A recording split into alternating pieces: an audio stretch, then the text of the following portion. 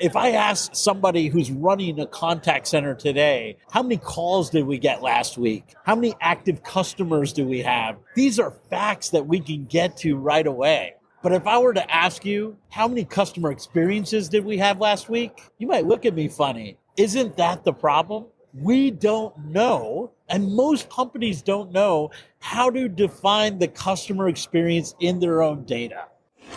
Welcome to Season 10 of CX in the Wild. 10 seasons of conversations with the visionaries who are reshaping the world, one experience at a time. This season, we go further into the minds of those who challenge the status quo and reimagine what's possible. And now, the adventure continues. Welcome back to CX in the Wild. Again, episode 2 at Las Vegas in Customer Connect Expo. It's been a pretty fun journey so far, but a lot going on. And yesterday, we had to reschedule this podcast. I was really looking forward to it. Thank you so much for being flexible with your time. It's just always a lot to juggle these things at the show. But if you'd like to, we always start out the conversation with just asking you to share with the audience who you are and what's keeping you busy these days. Yeah, no, my name is Anuj Bhalla. I'm the founder and CEO of ServiceMob. That is what's keeping me busy today, especially most days. But outside of that, I'm a dad of 2 awesome girls, husband of an amazing wife. So like to think of myself as a family man beyond this. But, we do what we love, right? And somehow in this world, I fell into this crazy world of customer experience and customer service in particular. I'm a data scientist by trade. So these are all things I love. And, I feel incredibly fortunate that I get to do this and come to shows like this and actually talk to great customers, great partners on what we're doing and how we're trying to change the game in this industry. Well, as you know, our team, we're all about changing the game. I don't know if we're changing it at the speed at which we hope, but we are also international change agents who love to share stories of people like you who are part of the community of building the new global economy through all of these technologies and innovations. Tell us a little bit about your new innovative model, because I know you have a new model and I'm interested to hear how it's taking hold around the world. Yeah, so it's really interesting, right? In the world of customer service, right, we tend to think about, we've all had to do this, like at some point, right? We have to call a telecom company, the cable company when the internet's not working. We got to call our healthcare provider for, approval on a procedure or something like that. These are all cases that we all can understand as consumers. What's interesting is, and I think what we found perplexing was there's been so much investment in this space over last 25 years, right? I actually think, AI is the hot term right now. Obviously, artificial intelligence is a big deal. Artificial intelligence has been part of the customer service community for decades, right? Ever since the IVRs, to do this, press 1, to do that, press 2. Now, granted, not the best AI. Those were very early days. And today, we've evolved to points where we have things like ChatGPT and Perplexity, Anthropic, Gemini. So you have this world that's evolving in AI, but you also have this massive use case in customer service where you have companies and consumers that are interacting, and that's changed over time, right? I think, 20 years ago it was just call the 1-800 number and wait on hold for the next available agent. You can still do that, right? But there's, you can chat, you can email, you can SMS, WhatsApp, WeChat. You can even TikTok your discontent to a company today, okay? And so, all these different channels represent these different modes that we're in, and that's, evolved over time. Part of what we had to do was to say, well, if service is evolving and technology is evolving, let's go back to that first level fundamental, right?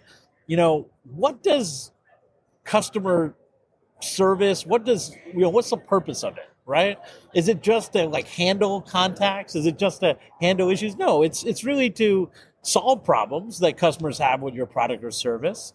But even more, it's to build this strong economic relationship, this economic bond that's really solidified by trust, right? If something goes wrong, I, as the brand, am going to take care of you, right? And because of that trust, you as a customer may take care of me as a brand by deciding with your wallet to stick with me instead of maybe going with a competitor, right? And so if you think of those as the general outcomes of service and what we want out of our customer experience, I started thinking about this very critically. What is a customer experience? Right? It sounds kind of like a weird question. Like we all kind of know what a customer experience is, right? But here's another way to frame the question. If I asked somebody who's running a contact center today, how many calls did we get last week? How many active customers do we have? What was the total amount of billings and transactions that we'd done last February? These are facts that we can get to right away. But if I were to ask you, how many customer experiences did we have last week? You might look at me funny. And I think the question that might be on most people's minds are, well, Anuj, how do you define the customer experience? Copy. Isn't that the problem? We don't know, and most people don't know, most operators, most companies don't know how to define the customer experience in their own data. And how do you improve something that you can't measure, let alone see? That's the critical question that we're trying to solve at ServiceMob. And so what we did, back to your question on the model, what we're trying to say is just as we talk about calls and interactions and cases and tickets, these are the vernacular that we understand in the world of customer service. Can we create the customer experience as an actual data model that can be quantified, actioned, observed, improved upon?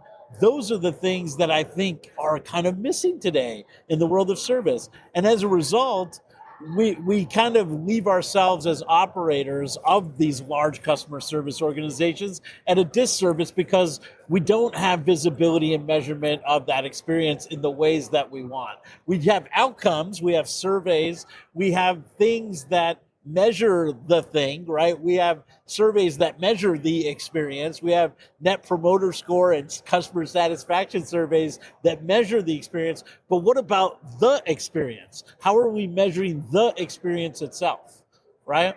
And so that's something that we're starting to get into with every single industry. In Uber, it's about the ride, right? In an airline, it's about the trip. In a software as a service company, a SaaS company, it's about maybe the session, right? At a hotel company, it's about the stay. So how do we understand more about that experience and bring that into the fold so that we can understand the triggers of what causes the need for support, but also at the end of the day, how we're doing on solving those problems and building that ultimate trust that we care about as a brand with our customers so that they keep coming back to us. All right. I mean, that was a lot. I know it's a little bit heavy, but but that's what we're trying to do. And so trying to put more visibility there is what we're helping companies see, so that if you can now see the experiences again, you can now improve it, right? I feel like I'm a pretty smart guy on CX, and I've heard a lot of stories and a lot of innovations and technologies, and I have to be honest, I have no idea what you just said. Like I heard all of these buzzwords and trust, experiences, service, future. I had all these words, but I didn't grasp a single word. What is you're clearly like you have a vision of the future, and you're clearly 100% all in and invested in getting to this vision. But what is the graspable innovation that you're working on today that like is real, that people, because keep in mind, our audience, they've heard all the buzzwords from everyone, and everyone says all this stuff. Like They do. they're gonna understand. I understand if you were talking to like somebody who needed a background on CX. I thought you did a fantastic a rendition of sort of our industry.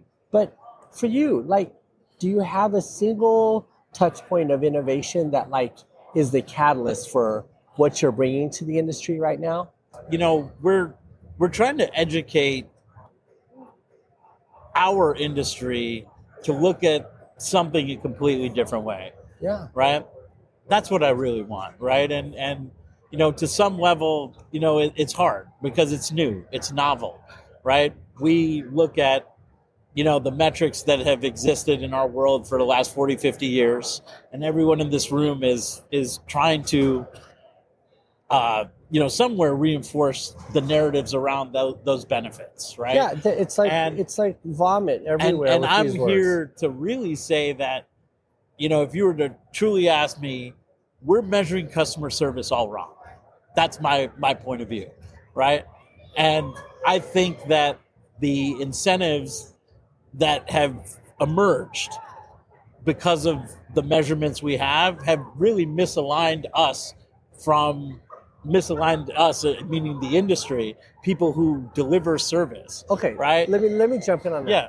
To your original point, no one is really measuring customer service, customer satisfaction, or the customer journey at all the wrong way.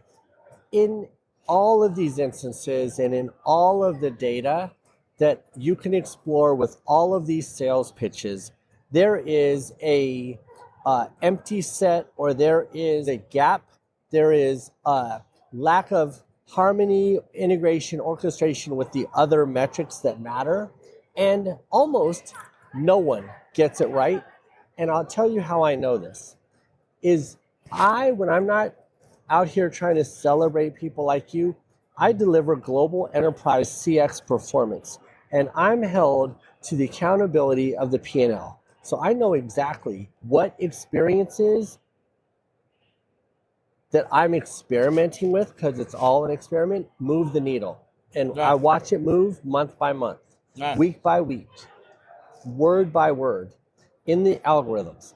So I know that what you're saying is true. There is, number one, there is no correct way. Second of all, most of the ways being done do not end up at the destination people want, which is what you say. Yeah. And there are some new ways that may be better, which you may have a better way. Yeah. But if you can't articulate the better way to me, I have no way to know what you're saying. What's your better way? So our better way is saying, hey, first of all, there's no one size fits all for every company. That's right. Right? Second of all, we can use machine learning to now take a lot of this data and figure out what are the experiences that actually have the best cause-effect relationships with the outcomes you care about. Yeah. So that's how you know it's better, right? I could show you AHT versus CSAT and show you could only explain 7% of customer satisfaction with handle time, but with the metrics that we're able to construct, we can get to over 90+% R squared. Now, why that's important is that it's really reinforcing that if you can measure customer service at the operational level, which is how we're set up to do it today, but with these experiential metrics that are different than what we do operationally, you're going to see that cause-effect relationship in the P&L. And look, I ran global service analytics for Accenture. I was accountable to the hardest ass CFOs in the world on this, and that's what I deliver. And this is a culmination of that learning that we're able to kind of bring to market.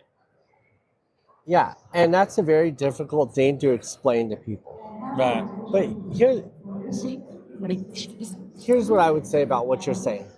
If your background is that level of accountability, right, and what you're using is buzzword, if you're using higher performance algorithmic technologies to essentially sample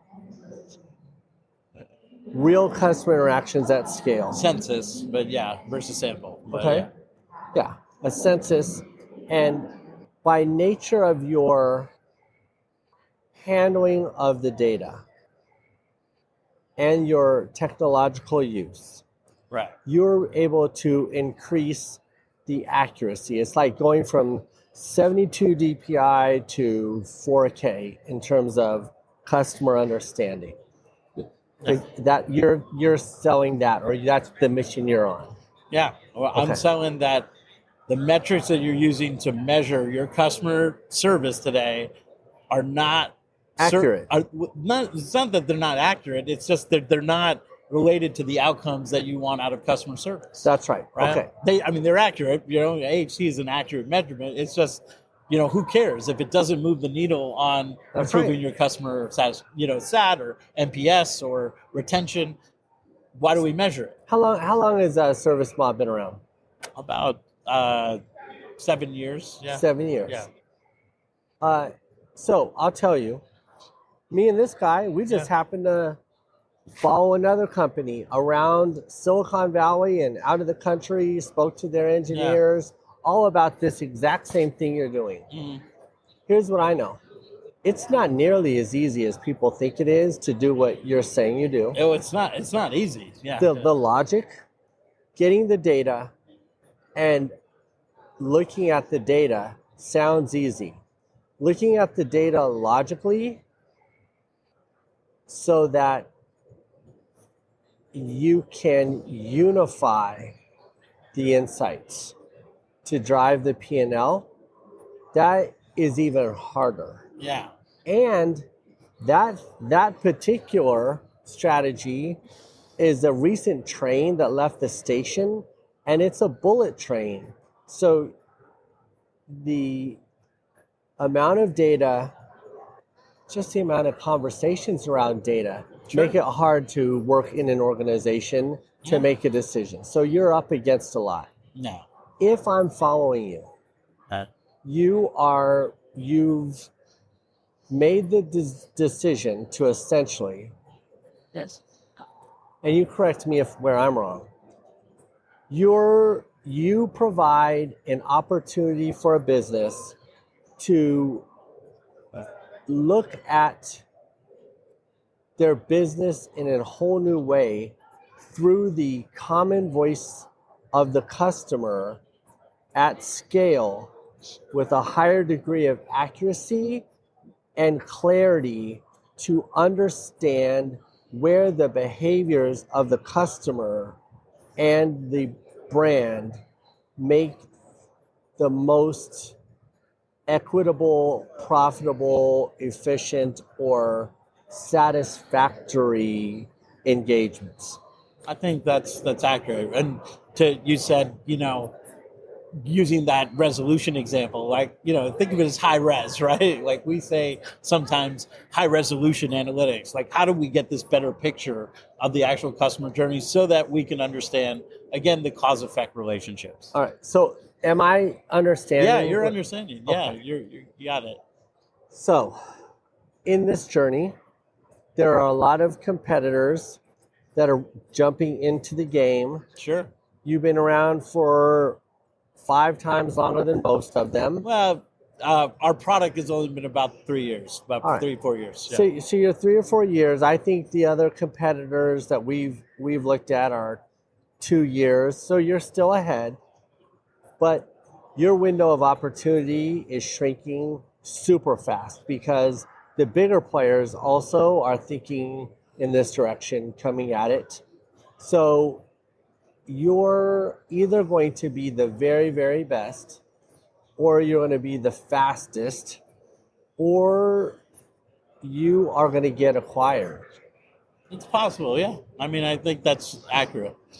There's already companies who have approached us for acquisition. That's right. That's right. So very, very true. And like some of the big incumbent players, right? Oh, yeah. I'm fully aware. Is this being filmed, by the way, or is Okay, sorry.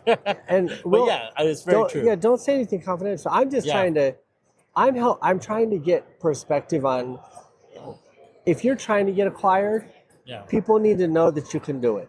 If Yeah. you're trying to be the fastest, you need to get the word out to the most people that you have it. Absolutely. If you are going to be the best, I highly doubt it. And I'll tell you why.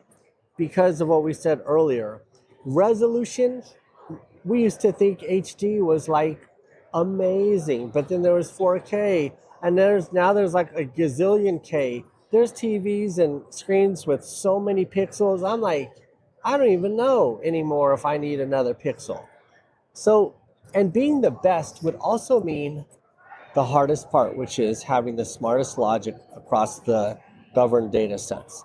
And that is a lift that's beyond most, even internally at the giant corporations. Yeah, I understand that, right? Look, I'm a patent holder in this space. I'm a data scientist by trade. I'm not a CEO, right? And so oftentimes the way I speak about this is in terms of data science terminology. I see Yeah. what, so the reason you were rambling in the beginning is you were trying to use your big brain to make it easier for the audiences, but in your mind, you have a lot of deep shit going on in there that's connecting all the pieces. I mean, this is operations research that I'd done as a grad student at MIT.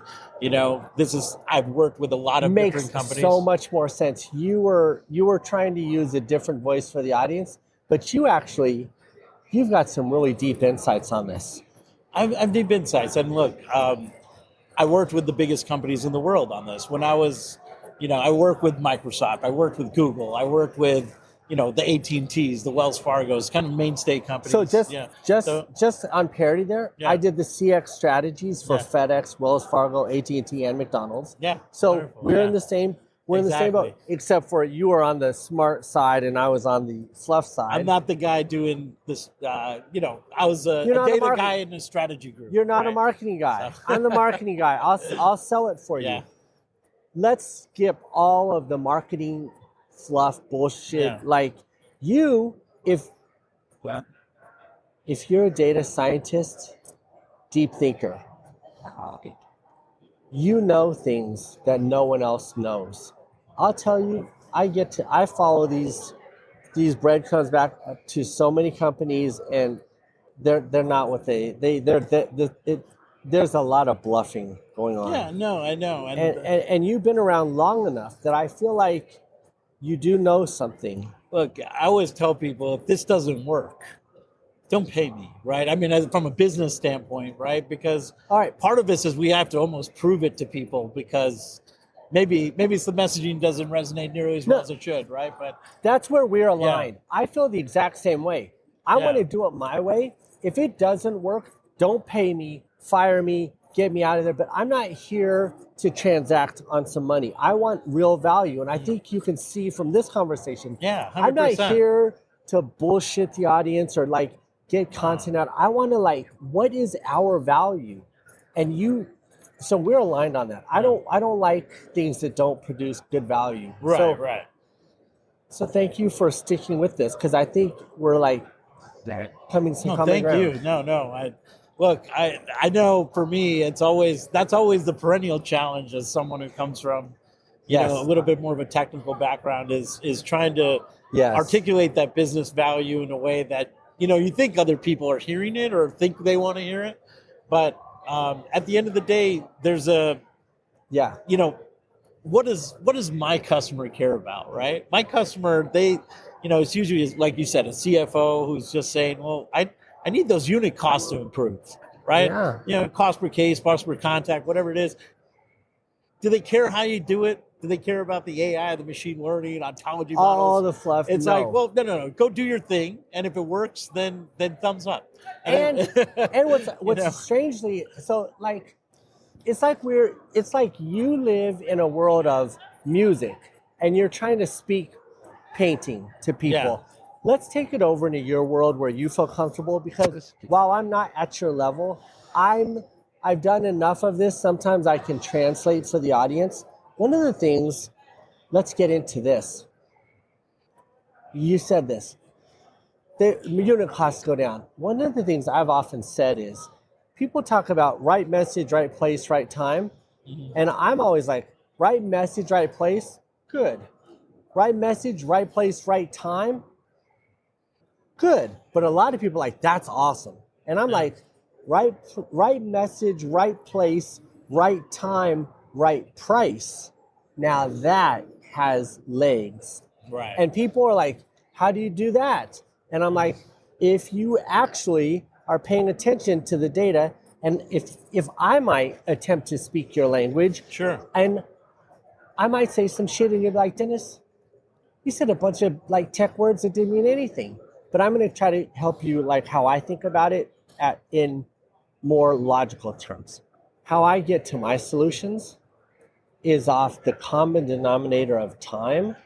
And the reason I do that is earlier in my career, I realized that you could essentially just grab the log files from a web server or a POS or any other system. And if you brought all the log files together into a single sequence and then put the metadata back on top of it, you'd have much more clarity on the journey. And it was at that point I realized there is no customer journey. That like when people do those post-it notes, they're talking about an emotional journey. Sometimes it's a great team building activity. Sometimes it's a great attempt at service design. But even service design and journey mapping, when you get under it into the log files, those customers, there is no linear journey. It goes back and forth across the timeline, the servers, the channels. Yep. And so your perspective then, if you want to know what the journey is, it's a motion picture and you've got to stop on a frame and you can see the journey. And if you're doing it right, you can stop on the action scene where the most is going on and make some business decisions about it. Now, bingo. I'm going to cry. But that being said, high def, my version, up until just the last 2 years, what I was doing was I was watching a motion picture and I would wait until I'm a nerd. I'm hoping you're a nerd. The lightsaber. I didn't stop the frame down here. I stopped it up here, captured what the focus was and could deliver on that experience, okay? Now, what I think you're doing is the next generation of it because I'm following the metaphor. I'm able to use my techniques to stop motion in time, find the best action shot, and inspire audiences to engage better. But now, what you're doing is you're adding audio. So now you have a motion picture with sound. And so what you can do is capture the best scene and let's say movie trailer for a business that creates the greatest impact for their audiences. Whereas in the past, people might have had to read a book. Does any of that make sense? That makes perfect sense. And this thing that you're talking about, the action, like when we talk about, machine learning, right? I don't want to go like too crazy into it, but the idea is that you as a human, right? Anytime people talk about machine learning, I always ask, well, what would you do as a human first? And then how would you train a machine, right? And so what you just described is great because you're saying, okay, let me find the scene. What I can do is now even layer better, more, richer, higher entropic, bad word, but more richer data into that scene. And now you as a human could do that. You just explained that, right? But now, what if I can train a machine to do that? Right now, if I take all the transactions and the logs and all the timestamps and all the different systems that make customer service work, we're in a room of a lot of those systems today, right? And any given company has kind of a Frankenstack. I kind of use it affectionately of different systems that make their customer service work. But now if you could take that all and now, train a machine, train AI to now see those different scenes, that's what we call those experiences where the interactions are happening. Now, the whole thing is your journey. You go from the beginning of time to the end of time with the company. Every passive, active transaction we could possibly log in the data is kind of, think of that maybe, for simplicity's sake, let's call that your journey. But these, areas where these actions are happening, where something interesting is going on, something that may be a cost event, something that may be a churn event, something that maybe something went wrong, right? All of that is now that experience that is happening along the journey. You can, think about a company you might deal with, right? Verizon or, United Healthcare or something like that. You have this long relationship, from whenever you started as a member or a customer with them, but it's in between where those action sequences are happening. That's where your experiences, at least the service experiences, are happening. And now with that richer data set, we get more context around what happened around this customer. What happened around this customer? If we look at all those different logs and timestamps and across all these different systems, what happened around that customer? And, in the world of telecom, let me give you an example, right? If you're calling in because you're saying, well, my 5G isn't working in my house, guess what? We can get more data around you to say, well, what towers were you hitting around that time, right? We've found, like, let's say in telecom, towers that are literally affecting your customer experience passively. And it leads to this event to say, wow, I'm not getting great service in my house. Let me call customer service to see what I can do. And now we can put that context around your service event to understand it better. It's the action sequence you're talking about. You just blew my mind. Okay, hear me out. You blew my mind. How I describe that when I explain what I do, because nobody understands what the fuck I do. Yeah. You might be the only person. Well, how I tell that story is when I look at the data, and first of all, noted, my kung fu is not at your level. But how I explain it is when I look at the customer experience, I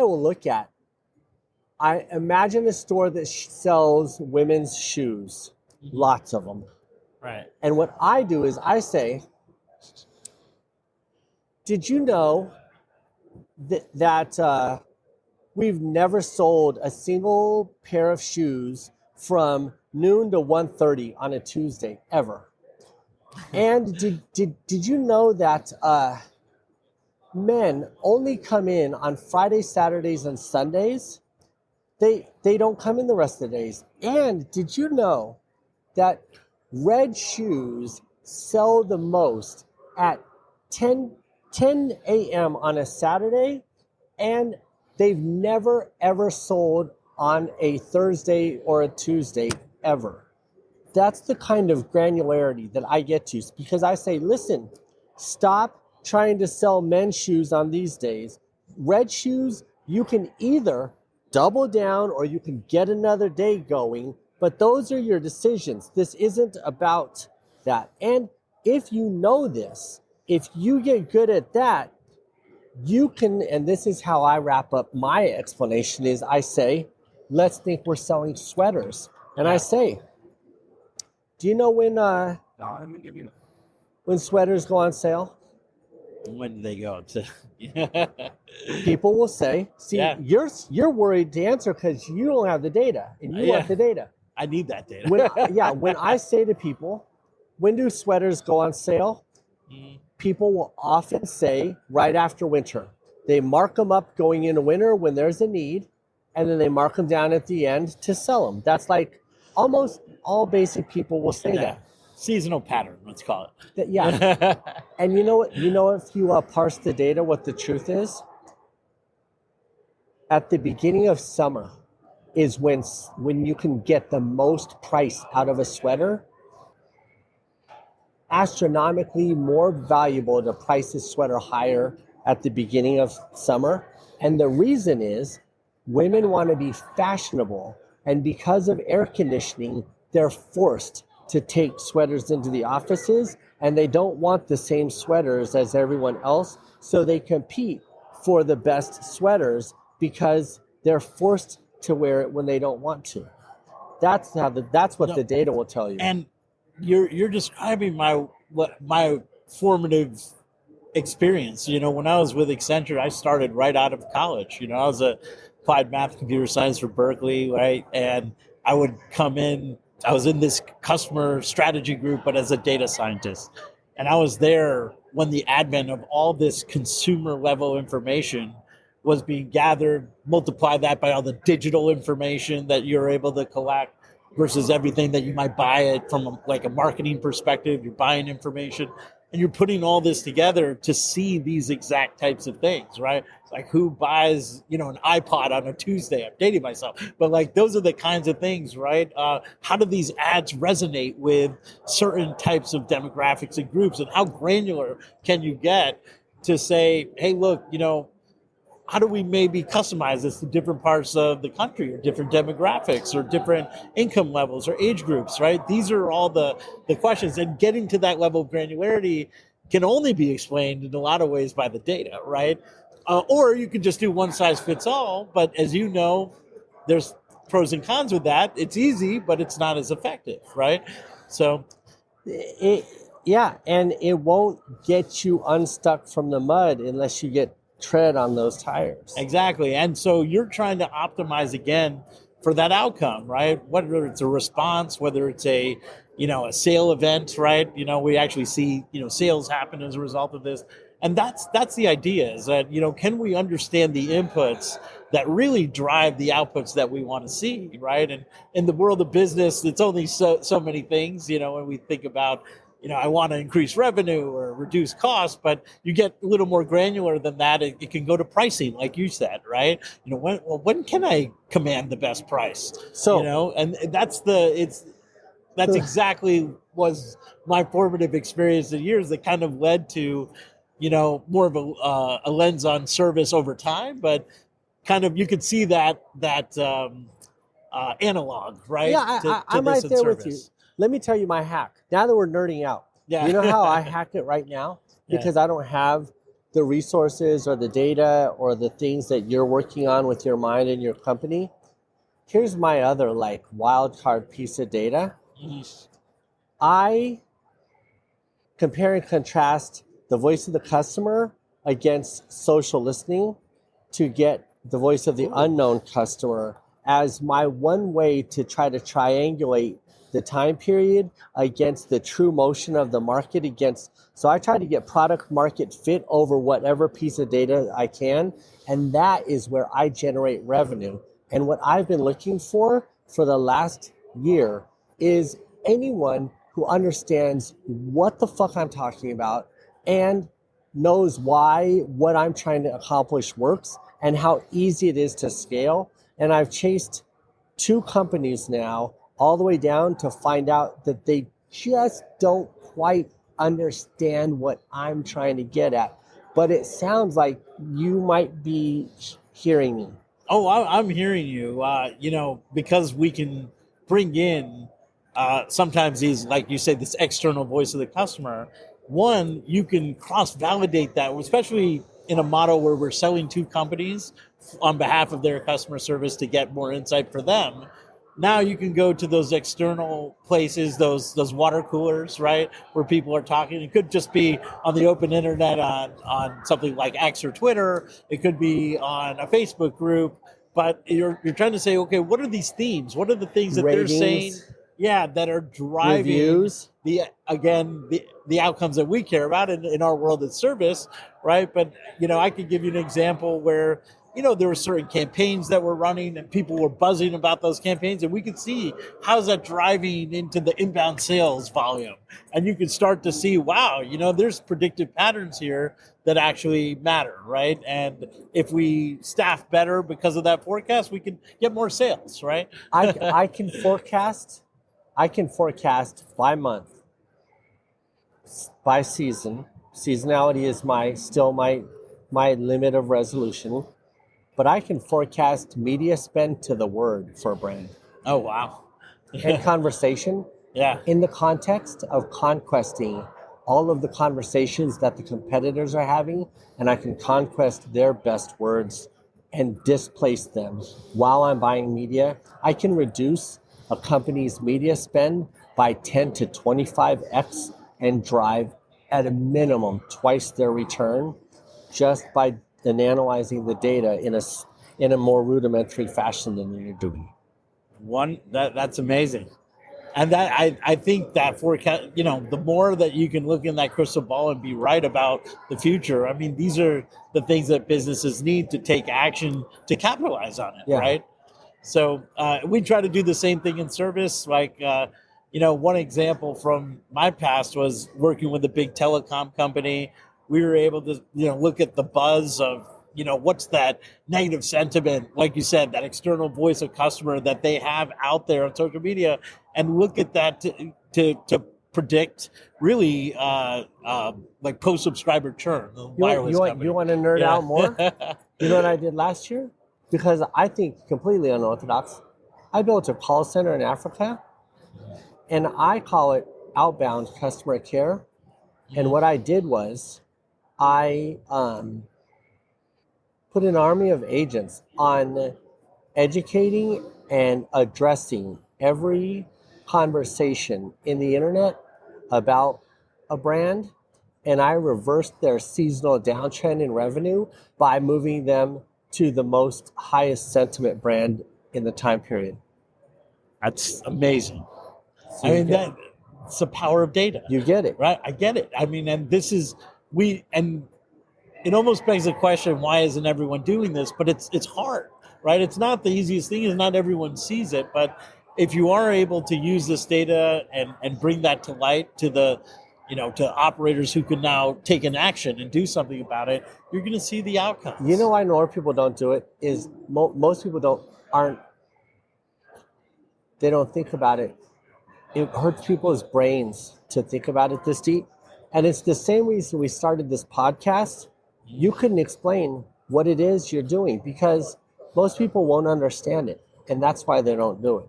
And if you have a solution that is even remotely productized and can actually be transacted to given the power of it, if you can actually put the power of the sun in the palm of someone's hand, if that's what you really have, I want to follow your story because I have global reach and I have countries and entire industries around the world where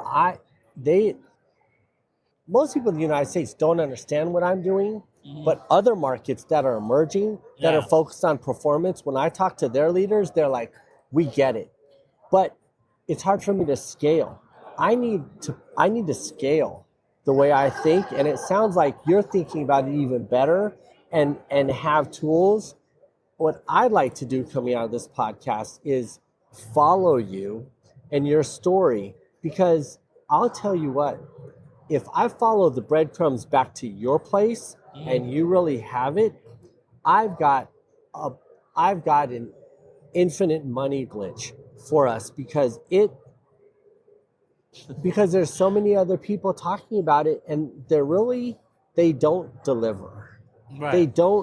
They say all the things we just said, but I have yet to find anybody who I tested that delivered. Like, I deliver. I pull the reports. And I will show you my work so you can see that I'm not like, this isn't story time. This is like, I will show you how I know what words, when, why, and how to execute to drive P&L performance. Yeah. No, I think, no, that's wonderful. No, thank you for that. But yeah, I mean, like I said before, that's been the hard part. The hard part is, for me, it's been productizing this, right? Yeah. Because it's no two situations are the same. No, right? They're not. And so, how do you start with something at a base level and then adapt it, so that, hey, look, it doesn't matter if you're in a healthcare or, travel, hospitality, telecom, you have something that can hunt in any one of these spaces and truly add value, and our world, granted, is very focused on the world of service, right? Because that's what we as a company focus on. But it spills into, it goes without saying that this method can be used in any horizontal capability within a company, right? When you're talking about marketing, sales, service, loyalty, it could be corporate strategy, it could be finance and performance, right? HR, right? All of these are operations. These are all different points of view that a business has, right? We all look at it from different angles, like a camera. And the key is that, what are the things that matter in each one of those sectors? What are the things that matter for adding value in each one of those parts of a business? And with that, the right metrics and KPIs matter, right? But to get there, you need to have the right data and inputs to start with and look at it the right way. And so in our world, how you look at the data matters. That's what the hard part is, in our opinion. And not everyone knows how to look at this data in the right way. But we want to relate it to something that everyone talks about, right? And like I said, if we're really honest, at least in our industry, I couldn't tell you how to just define a customer experience, but the way that you describe, okay, well, the best we can do, it's never perfect, by the way, but the best we could do is get like all this systems, all this data that captures these passive and active interactions we have in this digital world of the customer and that interaction with the brand. And if we put that together, if we look at it in the time series way that you talked about, and you start to understand the context of the customer inside that brand, inside that product or service that you are supporting, right? World of service, that is going to give you unparalleled insight. That's going to give you unparalleled foresight into how you run your business. Thank you for sticking with me in this conversation. I want to wrap this up now, and I'm going to wrap it up, and I'm going to give the wrap up to the audience, and then I want you to be brutally honest about how accurate or inaccurate I summarize what I think it is, the magic of Service Mob, okay? Sure, absolutely. All right. We've had a very honest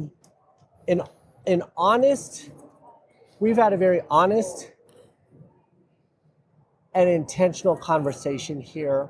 It takes a lot of bravery to hang in to these conversations sometimes. I'm honored to have this conversation with Anuj. And here's what I think Service Mob does.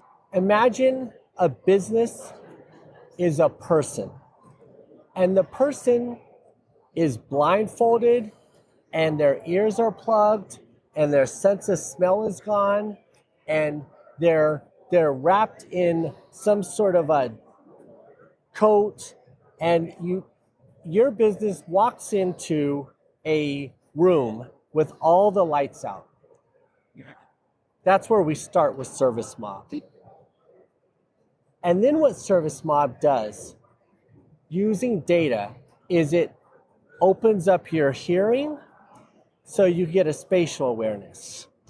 And then it takes off all the things that take away your sense of feeling. So you can feel yourself in space, and you can feel the temperature and the environment. Then takes away the blocking to your smell, so you can smell if the weather, or you get a sense of the weather, or if there's danger or something spoiled nearby.